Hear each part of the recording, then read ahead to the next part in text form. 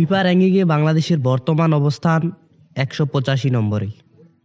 এমন এক দল নিয়ে বিশ্বকাপ খেলার ভাবাটা অনেকের কাছে স্বপ্ন মনে হতে পারে, কিন্তু বাস্তবতা কিছুটা কঠিন হলেও সেটা অসম্ভবের কিছুই নয়। এর মাঝে বাংলাদেশের অংশ হয়ে গেছেন হামজা চৌধুরী ও ফাহমিদুল ইসলাম। হামজা শুধু বাংলাদেশ না, পুরো এশিয়ান ফুটবলের ব্র্যান্ড। হামজা বাংলাদেশে আসার আগেই স্পট লাইভ দেখিয়েছেন বাংলাদেশের দিকে। অপরদিকে এর আগে বাংলাদেশে এসে সফলতার মুখ দেখেছেন জামাল ভুঁইয়া ও তারিক কাজিরা। সব মিলে প্রবাসী ফুটবলাররা দেখাচ্ছে বাংলাদেশকে আশা। সারা বিশ্বে ছড়িয়ে আছে অসংখ্য বাংলাদেশি প্রবাসী ফুটবলার।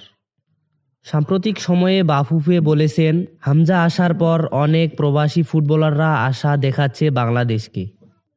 কিছুদিনের মধ্যে হয়তো আরও ১৪ জন প্রবাসী ফুটবলারকে দেখা যাবে বাংলাদেশে।